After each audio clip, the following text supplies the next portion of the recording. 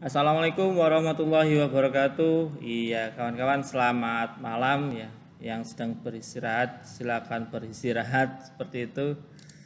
Uh, dalam kesempatan kali ini saya mencoba untuk menyampaikan kembali terkait surat yang pernah kami sharekan pada kawan-kawan semua, baik secara grup per masing-masing divisi maupun secara grup WA secara global untuk rekan-rekan hoppers yang ada di area Mojokerto seperti itu. Jadi begini kawan-kawan, surat ini kami terima sekitar tanggal 11 September ya. Tanggal 11 September 2020 atau surat ini dikeluarkan di tanggal 11 September 2020.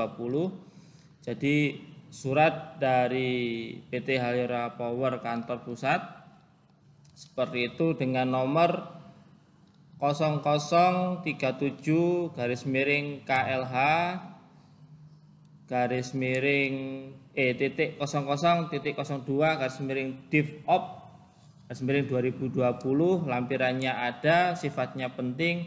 Nah, perihal ini penyampaian SK tim safety hoppers dan safety patrol seperti itu. Nah, ditujukan kepada siapa? Kepada Haliora Power dari Region 1 sampai Region 7. Kebetulan kita ada di Region 3 seperti itu, yaitu di Jawa Timur. Nah, isinya seperti apa? Di sini disampaikan bahwasanya sehubungan telah dibentuk dan ditetapkannya tim safety hoppers dan safety patrol. Untuk itu berikut kami lampirkan SK tim tersebut agar dapat disampaikan dan dilaksanakan dengan penuh tanggung jawab oleh seluruh tim. Untuk nomor 1 atau angka 1 safety hoppers. Siapakah safety hoppers itu? Yaitu seluruh tenaga kerja yang sudah memiliki sertifikat AK3U atau ahli K3 umum. Kemudian angka 2 ada safety patrol. Siapakah yang termasuk di dalam safety patrol itu? Yang pertama 1 atau strip 1 manajer region. Yang kedua, Asmen Teknik Region. Yang ketiga, Supervisor K3 Region. Yang keempat, Manajer Area. Yang kelima, Supervisor Operasi dan HAR Area. Yang keenam, Supervisor K3 Area. Kemudian berikutnya ada Supervisor atau Koordinator Rayon. Kemudian ada Pengawas Pekerjaan atau K3 Rayon. Serta yang terakhir adalah Komandan Regu atau Kepala Regu. Demikian kami sampaikan. Atas perhatian dan kerjasamanya kami ucapkan terima kasih. FVP operasi ditandatangani oleh Bapak Muhammad Firmansyah seperti itu. Nah, dari surat ini kemudian dilampirkan, ada beberapa lampirannya, yaitu keputusan direksi PT Haliora Power nomor 0157.K garis miring dir strip HP 2020 tentang pembentukan tim safety patrol. Nah, seperti itu. Direksi PT Haliora Power menimbang A, bahwa untuk memastikan setiap pekerjaan yang berlangsung di wilayah kerja PT Haliora Power telah dilaksanakan sesuai dengan peraturan dan prosedur keselamatan dan kesehatan kerja. Menimbang huruf B, bahwa berkaitan hal tersebut di atas, PT Haliora Power perlu membentuk tim safety patrol untuk memastikan pelaksanaan tersebut dan menggali informasi terkait kendala dan hambatan dalam implementasinya serta memberikan rekomendasi dari hasil temuan di lapangan. Menimbang huruf C, bahwa berdasarkan pertimbangan sebagaimana dimaksud pada huruf A dan B di atas perlu dituangkan dalam keputusan direksi PT Haliora Power. Nah, ini tadi bagian menimbang. Setelah ditimbang perlu diingat. Apa yang diingat? 1. Mengingat Undang-Undang RI nomor 1 tahun 1970 tentang keselamatan kerja. Undang-Undang RI nomor 13 tahun 2003 tentang ketenagakerjaan. Undang-Undang RI nomor 30 tahun 2009 tentang ketenaga listrikan. Kemudian ada peraturan pemerintah nomor 50 tahun 2012 tentang penerapan sistem manajemen keselamatan dan kesehatan kerja atau SMK 3. Permenaker RI nomor per 03/Men 1984 tentang pengawasan tenaga kerjaan terpadu, Permenaker RI nomor 2 tahun 1992 tentang tata cara penunjukan kewajiban dan wewenang ahli keselamatan dan kesehatan kerja, Permenaker dan seterusnya, nanti silakan dibaca sendiri seperti itu. Nah, setelah ditimbang dan diingat-ingat regulasinya, kemudian menetapkan keputusan direksi PT Haliora Power tentang pembentukan tim safety patrol. Yang pertama, membentuk tim safety patrol dengan personil sebagai berikut. Nah, ketuanya Vice President Sistem Manajemen Terpadu dan K3L. Wakilnya manajer K3L. Seperti itu. Koordinator HP Pusat, asisten manajer K3L. Wakil koordinator HP Pusat, junior analis pengendalian mutu atau junior analis K3L. Nah, ini ada koordinator region. Kalau di koordinator region ada manajer region, ada aspen operasi dan HAR region, ada supervisor K3 region. Koordinator area, nah kita ada di sini seperti di koordinator area. Koordinator area salah satunya ada manajer area, nomor 2 supervisor operasi dan HAR area, nomor 3 supervisor K3 area. Ada petugas safety patrol. Nah, siapakah petugas safety patrol tersebut? 1. Koordinator atau supervisor rayon. 2. Pengawas pekerjaan atau pengawas K3 rayon. 3. Komandan atau kepala regu. Nah, seperti itu. Ini tadi tentang keputusan penetapannya. Nah, yang kedua, tugas dan tanggung jawab safety patrol itu apa aja? Nah, safety patrol, petugas safety patrol ini ada koordinator rayon, pengawas pekerjaan, pengawas K3 rayon, ada komandan regu. Nah, tugasnya tim safety patrol itu ngapain? Yang pertama, ketua. Nah, di sini ketua tugasnya kalau dalam SKDIR ini 1. Menetapkan program safety patrol sebagai upaya pengendalian penerapan penyelenggaraan sistem manajemen keselamatan dan kesehatan kerja atas perubahan atau perkembangan SMK 3 sesuai dengan tuntutan perubahan peraturan dan perundang-undangan ataupun standar K3 lainnya. Huruf B, mengkoordinasikan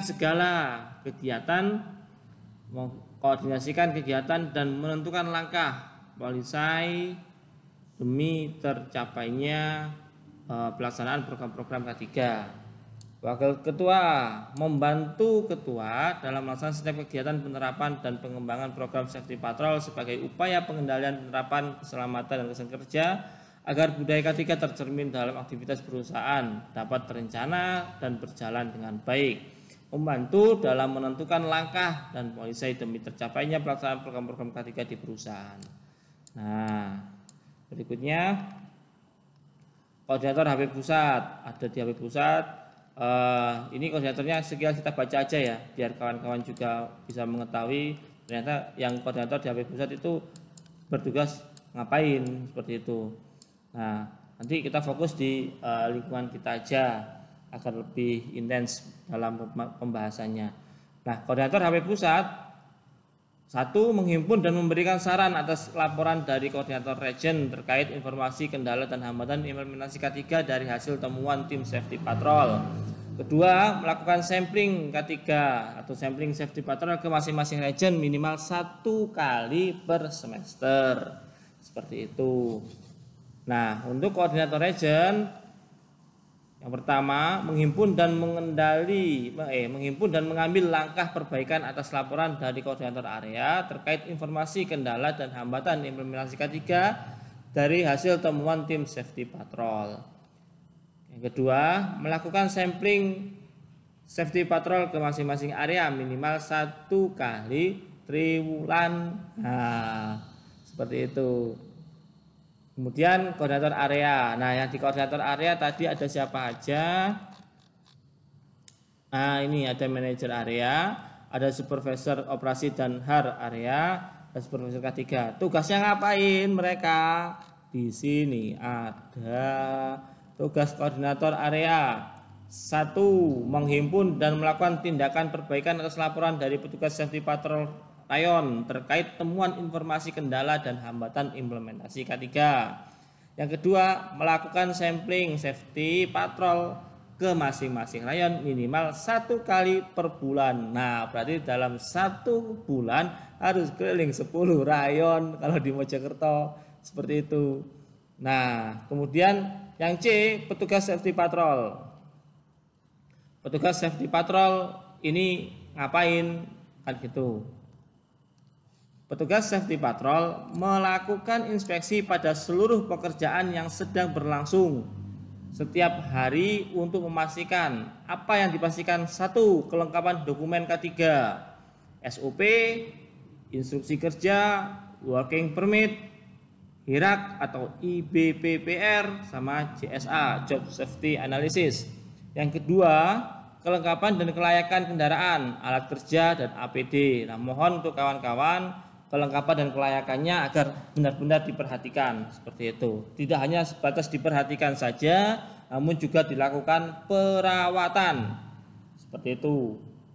Yang ketiga, ada pengawas pada seluruh pekerjaan. Nah, ini mohon agar dibentuk 1 orang atau ditunjuk 1 orang dari masing-masing divisi sebagai komandan regunya, yang mana nanti akan merangkap juga sebagai pengawas pada pekerjaan yang dilaksanakan, seperti itu. Kemudian poin B, menghentikan sementara pekerjaan jika aspek K3 belum terpenuhi. Nah, mohon ini diperhatikan, menghentikan sementara pekerjaan jika aspek K3 belum terpenuhi dan melanjutkan kembali pekerjaan apabila aspek K3 sudah terpenuhi. Silakan dihentikan terlebih dahulu apabila ada aspek K3 yang belum terpenuhi. Nah, dipenuhi dulu aspek K3-nya, aspek keselamatannya. Kalau sudah terpenuhi, silakan dilanjutkan kembali untuk pekerjaannya. Mendokumentasikan setiap kegiatan dan melaporkan kepada koordinator area atas kegiatan yang telah dilaksanakan. Ini untuk tugas atau petugas dari safety patrol, seperti itu. Nah, kedua, tugas tim safety patrol. Ada banyak. Tugas tim safety patrol. Nah, tim safety patrol tadi siapa saja? Kita cek di sini. Petugas tim safety patrol, koordinator, supervisor rayon, pengawas pekerjaan atau pengawas K3 rayon, komandan atau kepala regu. Untuk petugas safety patrol, kalau sesuai surat, ini siapa aja yang melakukan safety patrol, ada manajer agent dan sebagainya.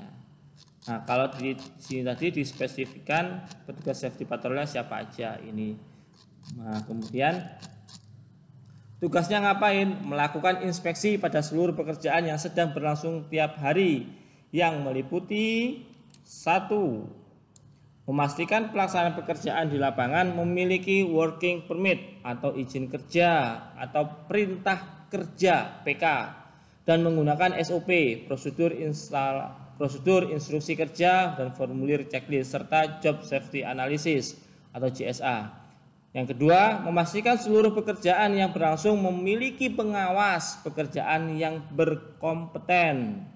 Nah, ini yang berkompeten, tidak sebatas pengawas saja yang memiliki sertifikasi kompetensi, tapi teman-teman teknisi juga harus memiliki kompetensi juga, seperti itu. Karena sesuai dengan Undang-Undang Nomor 30 Tahun 2009 Pasal 44 Ayat 6 kalau tidak salah, seperti itu. Kemudian tugasnya yang nomor 3, memastikan pekerja di lapangan menggunakan peralatan kerja yang standar. Ya. Yang keempat, memastikan pekerja di lapangan menggunakan alat pelindung diri sesuai standar. Yang kelima, menggali informasi terkait kendala. Nah, tidak hanya memastikan saja, tapi kita juga mencari informasi atau menggali informasi apabila ada kendala dan hambatan dalam mengimplementasikan K3 di lapangan. Yang keenam, memberikan rekomendasi atas temuan ketidaksesuaian terhadap aspek K3. Jadi setelah kita gali informasinya, ternyata ada kendala dan hambatan nih dalam implementasi K3 di lapangan. Nah, kalau sudah ketemu kendalanya, kemudian kita membuat sebuah rekomendasi atas temuan ketidaksesuaian terhadap aspek K3 yang terjadi di lapangan. Jangan lupa yang ketujuh, mendokumentasikan, difoto dan dicatat temuan di lapangan berupa tindakan tidak aman pekerja, unsafe action, dan kondisi tidak aman sekitar lokasi, unsafe condition, dan membuat laporan harian hasil inspeksi sebagaimana dalam lampiran 3. Yang kedua tadi kita sudah bahas tentang tugas tim safety patrol. Yang ketiga, setelah tahu tugasnya, wewenangnya, sekarang kita berbicara soal wewenang. Wewenangnya apa? Wewenang yang wajib dimiliki oleh tim safety patrol dalam menjalankan tugasnya yaitu 1. Menghentikan sementara pekerjaan yang berlangsung apabila pekerjaan di lapangan tidak memenuhi aspek K3 dalam bekerja. Jadi kita punya wewenang untuk menghentikan sementara jika kita dapati ada aspek di lapangan yang belum terpenuhi, seperti itu. Tapi jangan semena-mena, ya, jangan ini nggak terpenuhi aspek K3-nya terus dihentikan, terus bisa dipenuhi nggak boleh dilanjutkan. Nah, salah. Dihentikan selama ada aspek K3 yang belum terpenuhi. Nah, dipenuhi dulu aspeknya. Kalau sudah terpenuhi, silakan dilanjutkan kembali. Yang nomor 2, mengizinkan melanjutkan pekerjaan apabila pekerjaan di lapangan telah memenuhi aspek K3 ini.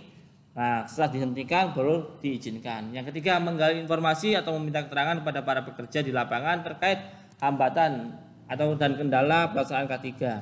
Nah, ini kita cari tahu informasi di lapangan, ada nggak kendala-kendala atau hambatan-hambatan dalam pelaksanaan pekerjaan khususnya di sisi K3. Seperti itu. Yang keempat, memberikan rekomendasi dari hasil temuan K3 di lapangan. Nah, setelah kita temui hambatan-hambatannya, barulah kita membuat sebuah rekomendasi. Seperti itu.